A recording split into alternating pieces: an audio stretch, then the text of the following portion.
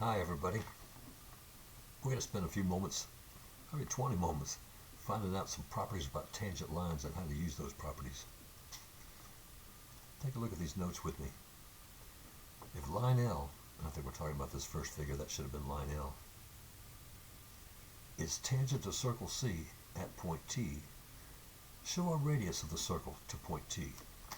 Let's do just that, get a look at this. Right where the point of tangency was.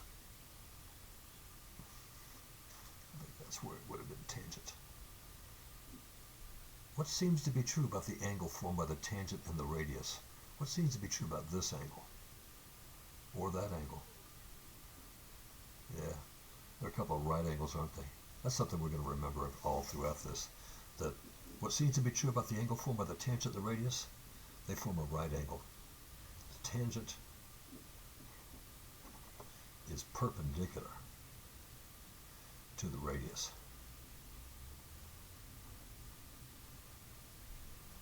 And that's a big deal.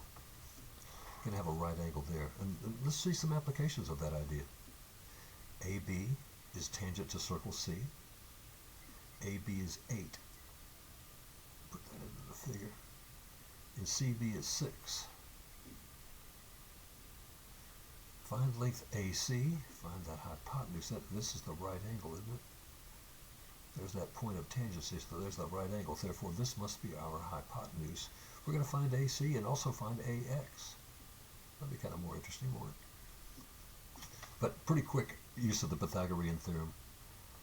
6 squared plus, and I hope you already know the answer to this one, plus 8 squared ought to equal CA squared. There's our hypotenuse.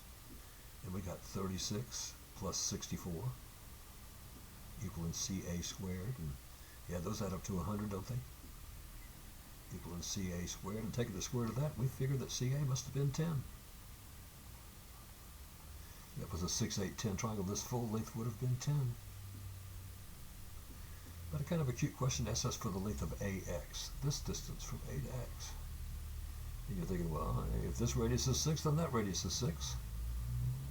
Radii of the same circle are necessarily congruent. And if this full length were 10 and this part is 6, it turns out that XA must be what's left out of that 10 when you take out the 6. So XA must be 4. I agree the picture's not drawn to scale very well, but under these circumstances, XA would have had to have been 4. That way things add up as they should. Let's play some more. QR, the line, just seeing a segment of that line, is tangent to circle P at point Q.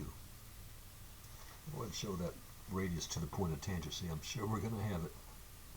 And there's where we'll find our right angle at that point of tangency. QR is 9. PR is 12.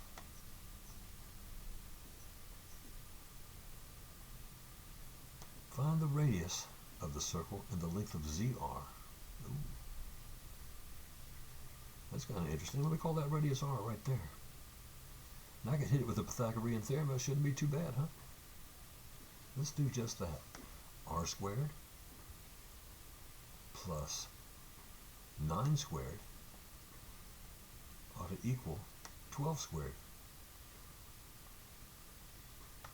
And therefore R squared plus 81 adds up to 144. Let's subtract 81 from both sides, and we'll have R squared equal to 63. 144 minus 81 is 63. Take the square root of both sides. Square root of R squared is just going to be R. What about the square root of 63? Well, it is 9 times 7, isn't it? And therefore, and I know the square root of 9, so there's going to have to be 3 times the square root of 7. That's the radius, huh? 3 root 7. It's kind of clever. So if this distance were 3 times the square root of 7, what about distance RZ? It's the same idea. It's going to be the whole length 12 without this part, 3 root 7. That's what RZ would have had to have been. 12 minus 3 root 7. We could get a decimal on that, but I think I'll leave it just like that. Looks good to me. Here comes a clever question. Watch this one. PQ is 8. this length must be 8. And TQ is 4. That's this part, huh? Now, you know I got a right angle right here. And I'm probably sure I'm going to use the Pythagorean theorem, and it's asking me to find the length of the radius. And I'm thinking, well, there's a radius here, we'll call it R, and there's a radius right there as well. And I could still hit it with the Pythagorean theorem, couldn't I? Let's employ the Pythagorean theorem on this right triangle. We're going to need some space, so start on the left. 8 squared plus R squared should equal that hypotenuse. How long is that hypotenuse anyway? 4 plus R, huh? 4 plus R, quantity squared. This is what we get to solve. On the left-hand side, I'll take care of that. You take care of the right-hand side. I got 64 plus R squared equals, and when you square this fella on the right, we'll just take a look at that. We're multiplying 4 plus R times 4 plus R. God bless you if you know the answer to this already. 16 plus 8R plus R squared. Yeah, 4 times 4 are going to give us a 16. Outside terms give me 4R, and the inside terms give me 4R. That would be 8R. Plus the last term here times the last term there is R squared, huh?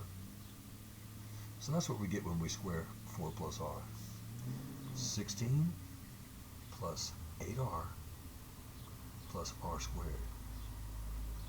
Now this looks bad, but it's going to come up pretty cleanly. Look, we've got R squared on both sides, don't we? I'm going to subtract R squared from both sides, which would leave me with just 64 equals 16 plus 8R. We'll solve that little wimpy equation, subtract 16 from both sides, and I got 48 is equal to 8R. Divide both sides by 8, and yeah, I'm thinking like you are, that 6 times 8 is 48, so R must be 6, huh? I'm going for that. The radius must have been 6. Now let's look back at this triangle. Have this length been 6 and this one been 6?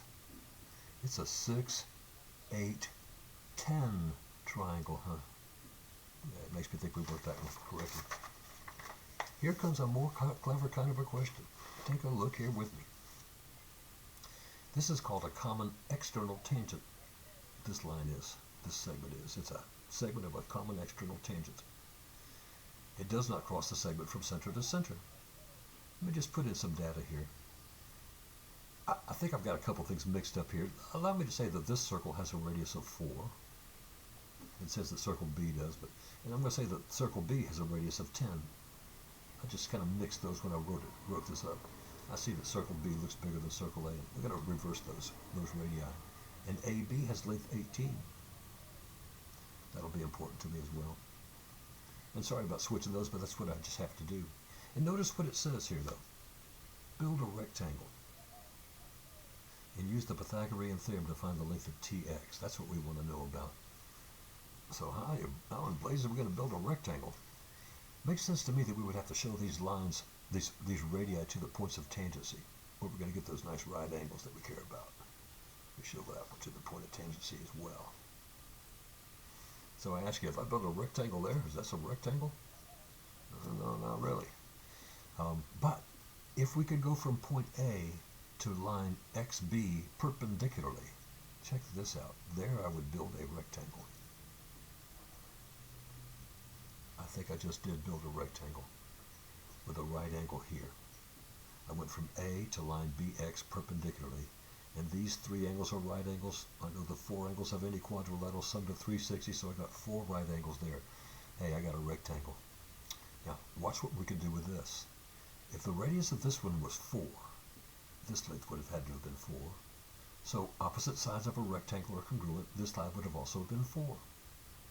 But this full radius on the right is 10. If that full radius is 10 and this part were 4, then this part would have been 6. And I also know that AB is 18.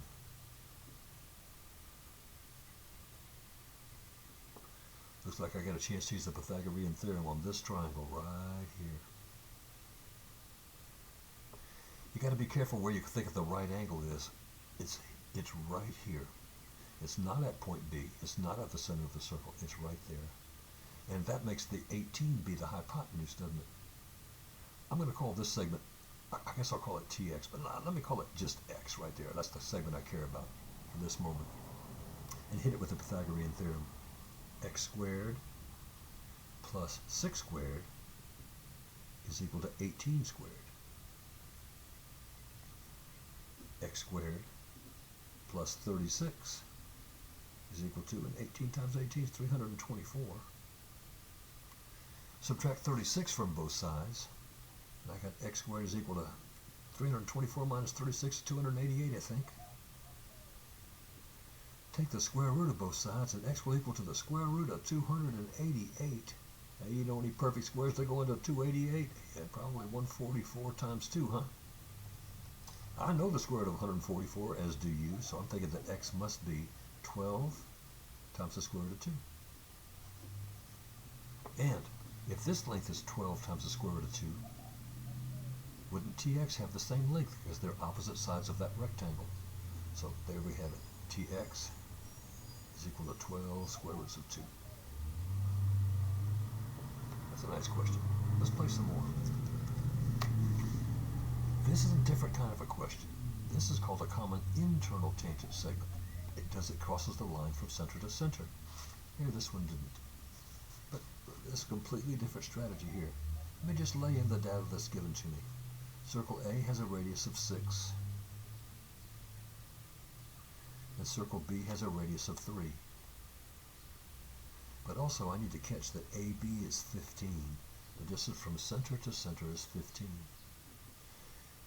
Use similar triangles to find the length of TX. That's what we want to know, is how big is TX, and apparently we're going to use some similar triangles to make that happen. First, I'm going to show those radii to the points of tangency. I'm sure that's a good idea. Show both of those radii to the points of tangency, and you know they're going to be right angles there, and a right angle at X as well. And wouldn't these vertical angles have to be congruent also? Just so I can talk about it, I'm going to name that place where those two lines intersect point Z, and make a statement about those similar triangles. Triangle TAZ is similar to triangle, if I call this one TAZ, I have to call the other one XBZ. And how did you get those to be similar anyway? These two angles match, they're the same, the vertical angles and the right angles are congruent with each other, so they're similar by angle. And now let's see if we can't come up with that ratio. The radius of circle A was 6. The radius of circle B is 3. Yeah, and those are corresponding parts, aren't they? Opposite these vertical angles that are congruent. So the ratio between these two triangles is 6 to 3. That's a ratio of 2 to 1. Now here's the trick. AB is 15. From A to B is 15. And the hypotenuse of each of those triangles lies in AB. This part and that part must be in a ratio of 2 to 1, and they add up to 15. We got a way to solve that? I think so too. 2x plus 1x. If they're in the ratio of 2 to 1 and they add up to 15, we can say 2x plus 1x equals 15. Which gives me a quick 3x equals 15.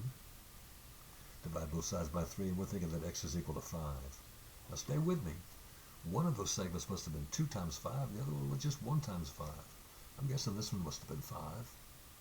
And this one must have been 2 times 5, therefore 10. Now, can I find the length of TX? And I'm thinking it's going to be a giveaway now at this point. If I want to find the length of TX, let's just find ZX first. ZX squared, I hope you know the answer already, plus 3 squared is equal to 5 squared. Yeah. ZX squared plus 9 is equal to 25. Subtract 9 from both sides. So we got ZX squared is equal to 16. Yeah, ZX ought to be 4. So I'm thinking this length right there should have been 4. And these triangles are in a ratio of 2 to 1. You figure this one ought to be 8? You can hit it with that Pythagorean theorem, but I'm pretty sure it's going to be a 6, 8, 10 triangle, isn't it? So I won't force you down that path, but what do you say about length TX? So that's what we're supposed to come up with. This part was 8 and this part was 4. I guess we have to call TX 12, wouldn't we? I was looking across these questions. I thought they were pretty good, so I wrote some more kind of like them. Let's play some more. we've worked questions like these three. The last three questions we just did work, but I think that they're pretty substantial and probably need some practice. Let's work through this one. It tells me that BC is 8 and BT is 12. I hope you would draw such a figure, and we're going to find the length of the radius. I'm going to call this R for radius. I'm going to call that segment also R for radius. I'm going to recognize we have a right angle somewhere in this triangle at the point of tangency. And I'm going to hit it with the Pythagorean theorem. I'm going to figure out that radius. So if you did that, it'd be 12 squared plus R squared equals, hey, who's that hypotenuse anyway? Opposite the right angle, we got the hypotenuse of 8 plus R, huh? Equals 8 plus R quantity squared. And we got to square that kind of carefully. I'll take care of the left-hand side. 144 plus R squared is equal to, then when you multiply 8 plus R, oopsie, times 8 plus R, you're going to get 64. First times first. Outside terms gives me 8R, and the inside terms give me another 8R. That's going to be 16R. Plus, and the last one times the last one is R squared. So that's what I think you get when you square 8 plus R. And, look, I got R squared on both sides. Let's drop them off on the corner. You can just not worry with those anymore, which leaves me with 144 is equal to 64 plus 16R. Subtract 64 from both sides, that leaves me with 80. 144 minus 64 leaves me with 80 is equal to 16R. Divide both sides by 16, and I think I got that radius to be 5. Then going back and checking out on that triangle real quick, if R were really 5, this length would have been 5, this is 12, and this would have been 8 plus 5, therefore 13, and maybe that's a triple that you know already. A 5, 13, 5, 12, 13 triangle. Let's go again, but this is different, isn't it? This is the common external tangent segment. This one is from T to X. The radius of circle B is 6, and the radius of circle A is 14. I'm going to show those radii to the points of tangency. I'm sure that's going to be a good idea. And I want to find out the length of TX. I know these different radii. Radius of this big circle A is 14. I'll write that here. And the radius of circle B is 6. And the segment from A to B, this is going to work kind of funky. AB is going to be 17. I'm going to deny that. Let's say that AB has got to be something other than that. Hold on a second. Maybe you see the problem I was having when I said that AB was 17. If this radius is 14 and this radius is 6, those already add up to 20. So that distance from here to here could not have been 17. Let me say it's 24. Just going to change that for a second. Let's say that AB is 24. Just making up a problem, wanting to work one through with you. Let's say that distance from AB was to 24.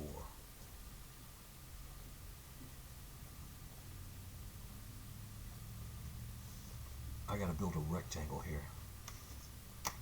Let's see how that would look. Got to go from that point B to this line perpendicularly. Here's the right angles. There's my rectangle built right there. Let me bear in mind this radius was 6.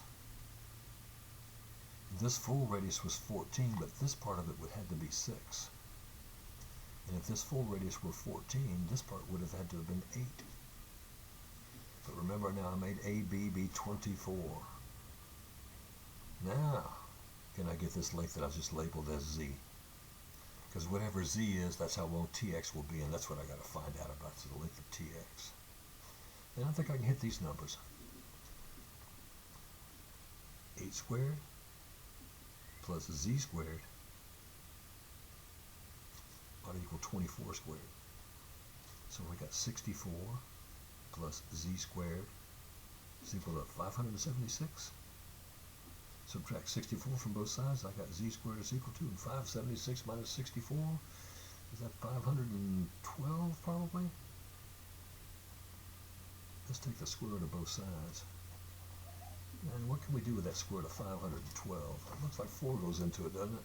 512, I'm just going to figure it out, play with that number for a minute. If I did 512, divide that by 4, I get 128, which I can divide by 4 again. And that's 32, so I'm thinking, that must be, let's see, 512 is 256 times 2, isn't it? That's what that is. 256 times 2, and we know the square root of 256 is 16. So that's 16 square roots of 2. That's what this length z would have been. Therefore, tx would have been the same amount. Opposite sides of a rectangle would have also been 16 square roots of 2. I want to do one more with you. I know it's getting kind of long. Stay with me. Here we got a common internal tangent segment. Circle A has a radius of 24. Make that note. And circle B has a radius of 8. And this time, this is from center to center is 40, from A to B. We're going to build some similar triangles and find the length of segment TX. Show those radii to the points of tangency.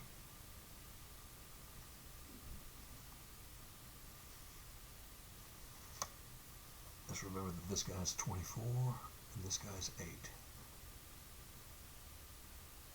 So we got similar triangles, don't we? I'm going to make a note about that. I'm going to call this little place where those lines intersect as point Z, and say triangle ATZ is similar to triangle BXZ. And they're similar in the ratio of 24 to 8. Yeah, we ought to call that a ratio of 3 to 1.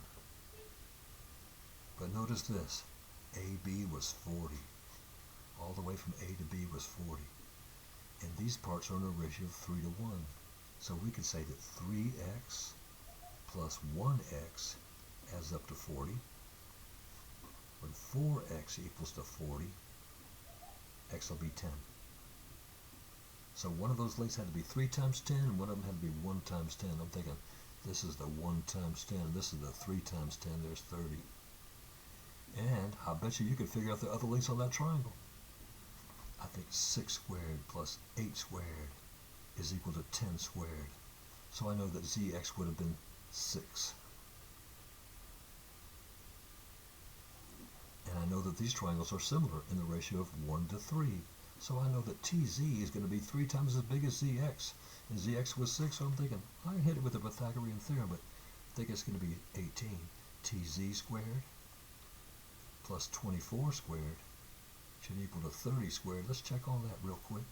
tz squared plus 24 squared is 576, and 30 squared is 900.